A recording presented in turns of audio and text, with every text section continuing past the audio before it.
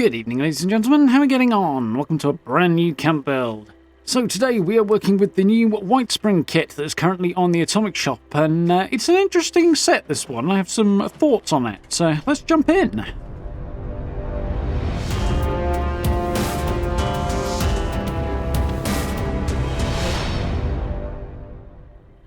Okay, so yeah, this is quite a cool looking kit, but it's very, very distinctive. It has a few shortcomings, but it has a few bonus sort of points to it as well, some upsides.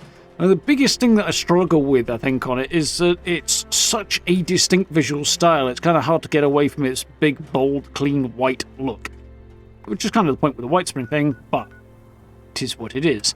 So this is where we're hanging out today. We are down just next to Somersville Lake here, just on the eastern side, just by the road. Fairly popular spot, actually, this one, but it's convenient because it's right next to the road. It's pretty flat. It does get attacked a little bit, but not by anything major. It's a forest after all. And yeah, it's a good spot, but looking at this set, a lake house felt like the thing to do. So, let's crack on. Foundations first, as is traditional. So for this one, we're going with sort of 4 wide, and there's going to be a patio area out front that runs 2 deep. Whereas the house will be 3 deep at the back. And I'm going to change the level slightly to separate these two out a little bit. So I wanted to just lift this foundation here up. Unfortunately, because it is so low down at this point, it's not sort of moving smoothly up and down. It's too low for that. It's having issues. So I'm going to have to move somewhere else and basically start lifting it up from another point. So we'll start on this corner where we've got a bit more headroom. And now that will move more smoothly. So pop that up, and now I can snap to this, get the front line of the house sort of in place. Now I drop everything back down again, and we're good to roll. Just a little step, but it kind of separates things out in a nice way, I think. Plus we're going to have big walls around the outside, so being able to see over them kind of creates a better look for this sort of a build. There we go. 4 wide, 3 deep on the house, 2 deep on the patio out front. And now we move on to the structural elements. Once I've put some stairs in. Always forget something. So I'm just using the contemporary set for this because there are no stairs with this particular build set, but the contemporary set are pale white wood, so they kind of blend in all right. And we're going to have a little veranda on this front corner here. So this is a new set. We're looking at the outside of it here and the inside there. It's fairly simple, but looks quite nice, quite clean, very posh looking. My door's the wrong way around. Let's change that. Nice. So we're going to get some walls in first. And we'll go with windows on the front and the back. And no windows on the side. That's the first 2. And I'm getting attacked by liberators. Wonderful. Having dealt with those, we'll push on. So, windows in. Plain walls on the sides. We'll continue this theme upstairs in a bit. And that is the layout. Not a million miles away from things I've done before, but hopefully it's got a slightly different feel to it this time. So I want a roof over this little veranda area, and I'm going to use the new roof set that's included with this. Once again, Bethesda have only given us sort of a third or so of the potential pieces they might have done compared to, say, the basic set. Which is a bit unfortunate, but it works. We've got what I need. So for this, I need a floating roof. So I kind of need to disconnect this one, which is why I'm changing it out and then removing that wall.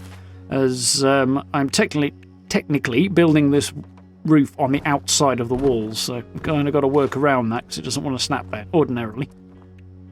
But with those posts in, which are new to this set as well, we'll go and put some internal walls in. So this new set will double up quite nicely like this. I would say, however, if you're going to use doorways, for 2 reasons don't use this set. 1, you've got windows there. And 2, the flickering. It's not too bad when you change it out to conventional walls, but when you're using these for internal doorways, the doubling up does create a bit of an issue there.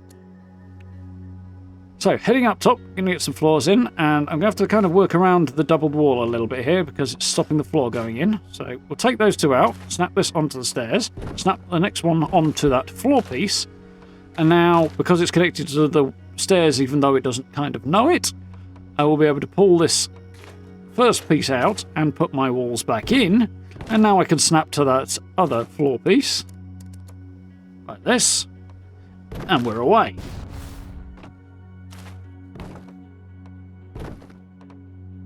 Yeah, one small problem with those posts, by the way, by the veranda there, is that they're the only ones we've got. We don't have shorter ones, so they do end up kind of hanging off the side of things a little bit sometimes, which is a bit unfortunate. But I do wish we had short versions so I could make them reach the ground, but the stairs would be in the way anyway. So, putting walls in upstairs, we're going with, once again, windows on the front and the back, and plain walls on the sides.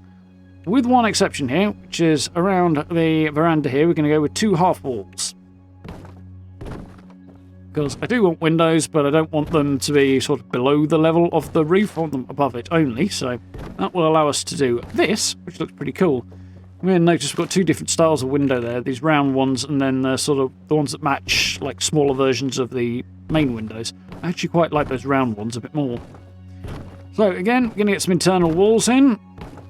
And you can see I've got some major flickering going on with the staircase there. That's specific to that staircase though, I think. But also a bit going on with the double-sided doors as well. So this middle room here is going to be our bathroom when the time comes. And then bedrooms either side. Very small bathroom, but hey, we'll squeeze the essentials in. And I've changed my mind on that wall there, and I'm just going to swap it out for a plain wall. So that's basically on the side, not on the front. So keeping the vibe, this is coming together quite nicely. So now we need to do the roof. This is going to be complicated, to say the least, as they often are if you want to make an interesting roof. So we'll take our time with this one, and you may want to watch it back if you need to. We'll start off by getting the corners in, because that's the easy bit. We are going to have to chop and change quite a bit as we go. Basically because we've got this centrepiece to deal with. So I can put these just plain slopes in to join up the corners. This one's being awkward just because of the angle here.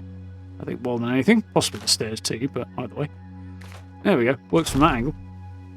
And that's the easy bit of the roof that will subsequently need changing in a minute. I've made a slight error though, and that is that I need some half walls around this bathroom, the top there. I also need to get a roof in here, which is being awkward because we've got corner pieces next to it. Whoops, fell off. But now I've flattened those corner pieces out, I can put this sloped one in and I can restore them. And this is about where I worked out that I needed internal walls on the top of these bathroom walls, otherwise we'll have big gaps.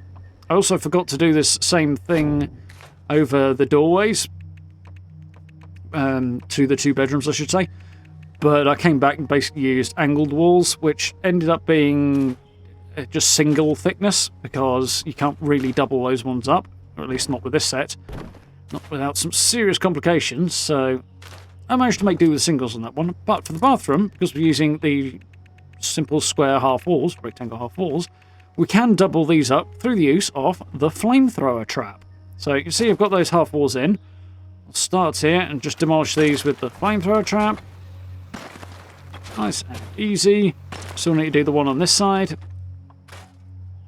So I'll make my mind up on that in a moment. I realise I've made an error. There we go. That one in. Doesn't really matter which one you do first. Nice. And now we need to go back around and put the other set in, which will essentially be the opposite of the ones that we just put in. And because I'm being dumb and hadn't realised that not all of them were facing the same way the first time, it's taking me a minute to figure out exactly which way around this wall needs to go, why it's not cooperating. In fact, it is cooperating, it's just me, I was quite cottoned on to what I've done wrong there. There we go, got it now. So, with that actually in place, we don't need to demolish these at all, we just need to get the roofs back in, and then we can repair everything in a moment. So, these ones that are still here, we'll just swap back out to the corner pieces.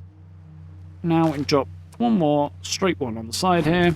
Change this one back out for a straight as well. Nice. Place this one. And I'm going to put a flat one on the top here, because it's the only thing that matches up with a single square. Unfortunately, I wish this was kind of a centre-peaked version and was a bit more interesting rather than being flat, but at least we won't be able to see the double wall flashing issue from down here. So, now that I've found that, we can repair everything, and it's looking pretty much like the structure is coming together. So the last major thing I need to do is put walls around this patio area, because I just want to enclose it to give it kind of walled garden vibe out front. It's actually going to be more of a crafting area when I'm done, but I kind of want to evoke that it was that before the bombs dropped. This ended up being the single hardest part of the entire darn build, which is kind of absurd, but that's the way it goes sometimes. So initially here I tried lining these up by placing them on top of the foundations, and you can see they are not the right size for that. They kind of go around the outside, but if you try and place them directly, that doesn't work either, because collision is what it is in Fallout. You know, we're all familiar. So basically I'm taking all of the foundations out here except that one, so I can snap back to it, and it's in the middle so it's not in the way. And then I'm going to freehand this wall into place. And if I get this one right, when I extend out, it should go all the way around the front and be the right size, the right angle. I'll be able to put the foundations in and everything will be absolutely fantastic. But there's not a chance in this world that I've managed to freehand it right the first time, is there? No. So, as we can see, we are now running into issues. It is leaning in, it's starting to clip into the foundations and the walls, and even if it would go in place, it'd be sticking into the inside of what will become the kitchen. So, this is not quite working yet. So we're going to run back over to the other side in just a moment. I mean, I can get that half one in, but the full-size one's not going in. And then we'll have the same problem with the next half. So, we'll run over this side, I'll take this corner one out, and we'll start again. I had to do this repeatedly in order to get this to line up, so we'll skip over that. I think you get the general gist of what's going on here. It's worth mentioning, I'll come back to that thought actually, I'm going to put the foundations back in. If I've got this right, they should all snap in, and they shouldn't be clipping through on the outside of the walls, which I didn't check on camera, but something to keep an eye on.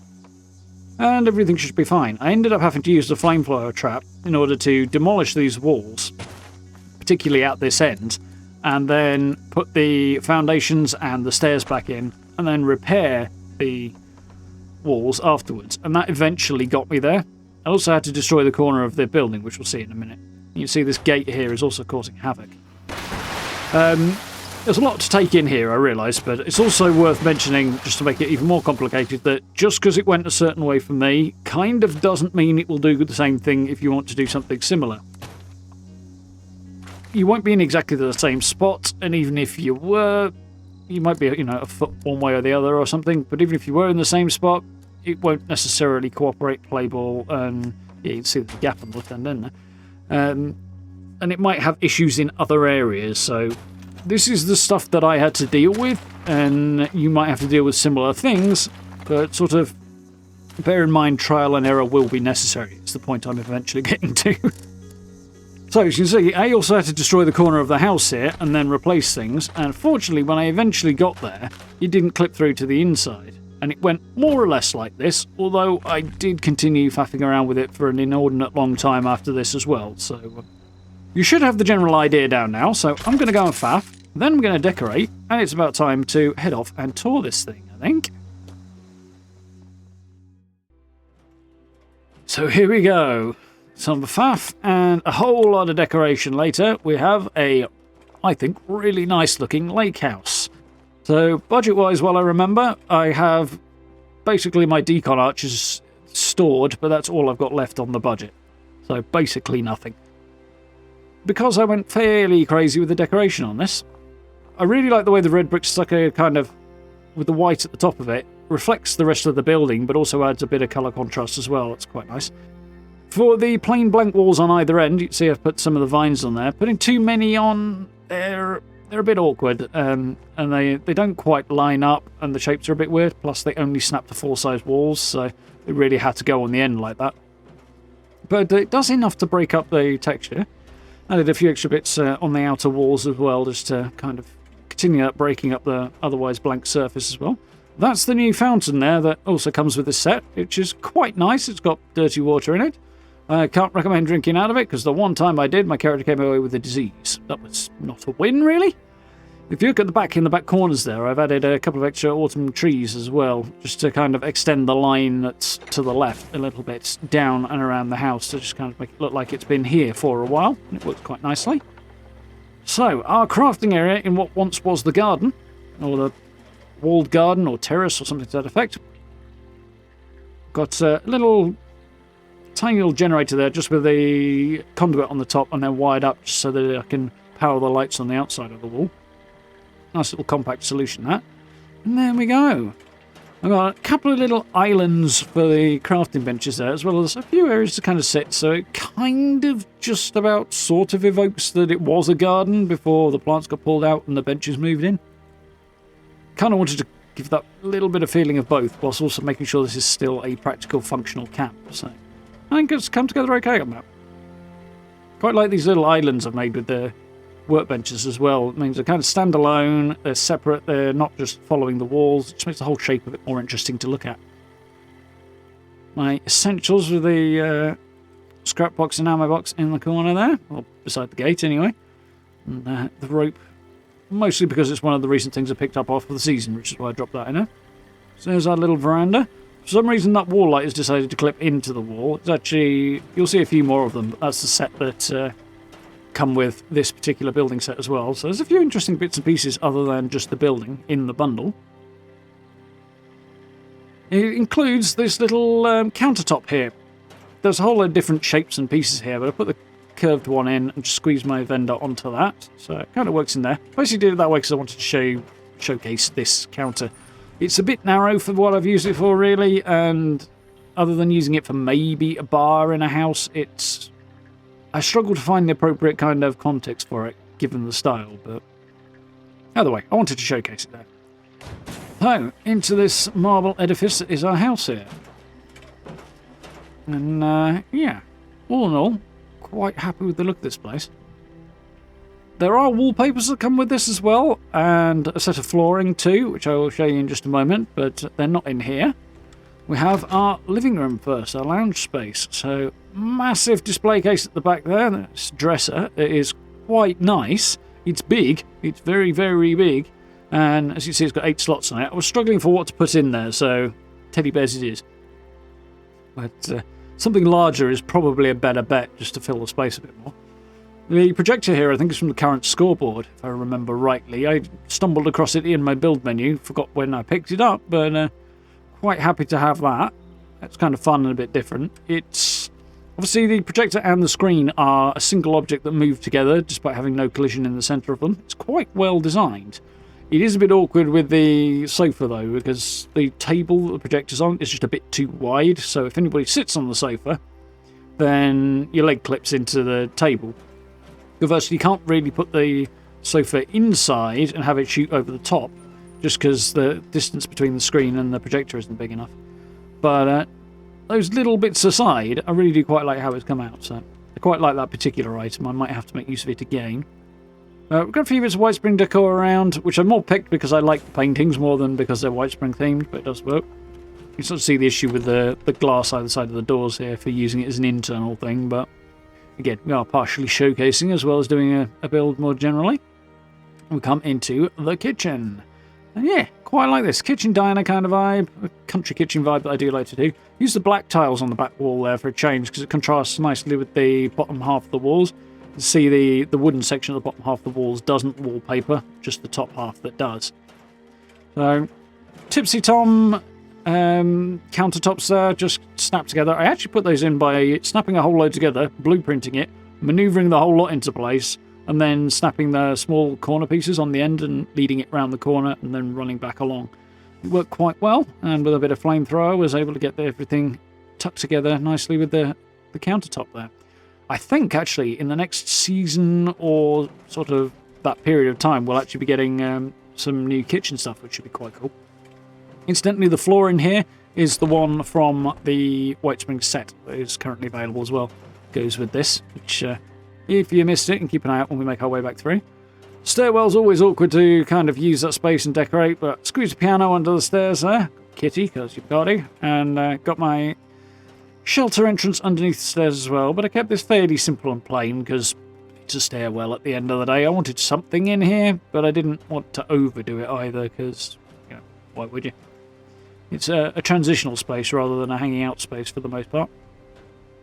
So, head on upstairs. A few more paintings.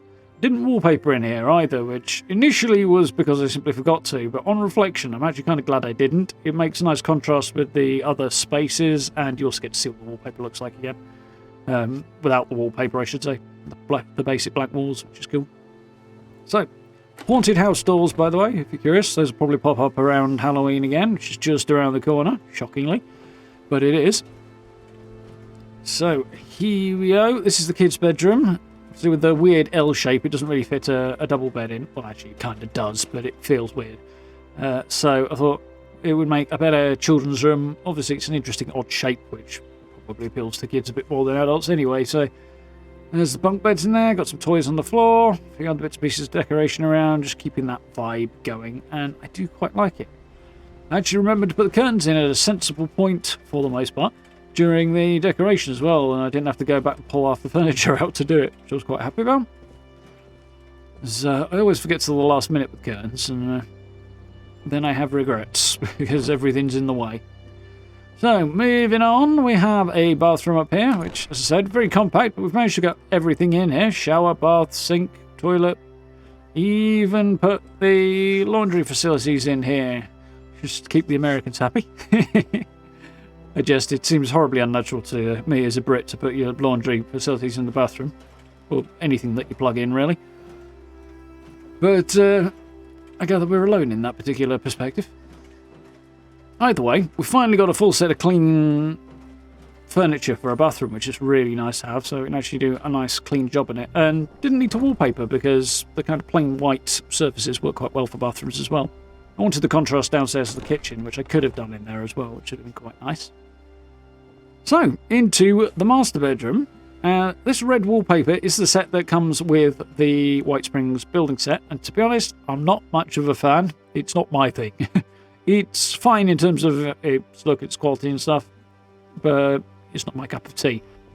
For the half walls at the back here, we've got two sets of half walls stacked there behind the bed. I've actually got white wallpaper, white wooden slats wallpaper on the bottom half rather than the top, because it kind of keeps the vibe, even though it's not quite the same. But yeah, quite like how it looks. All in all, I'm kind of taking that clean idea from the outside, brought it inside as well.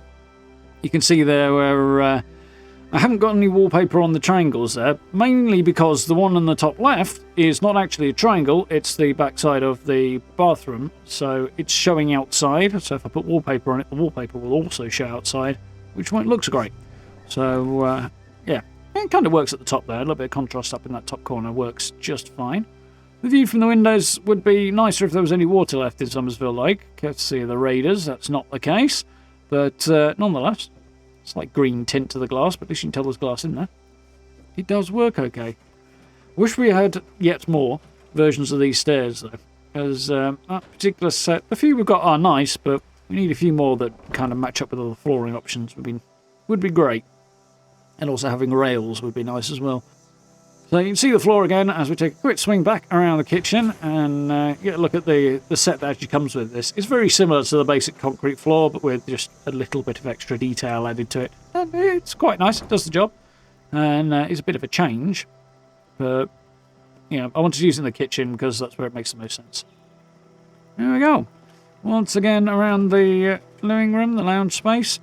No room to merge glitch onto that table, but in the budget I mean, but it looks okay with that. I'm quite happy with the result overall. It's not overly heavily decorated. I feel like it's probably somebody's holiday home more than anything else, but now it's been taken over post the Great War.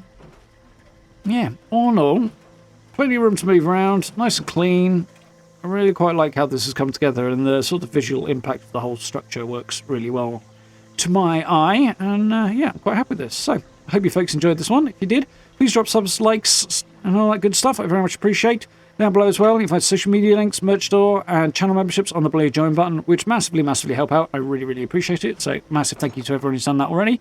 And if you get a chance to join us for live streams as well, we are, of course, playing Fallout. We are sort of wrapping up with Wolfenstein at the moment, and we are about to be moving on to Starfield because it's very, very close. So, loads of Starfield stuff happening as well. If you're interested, do check that stuff out. I very much appreciate it.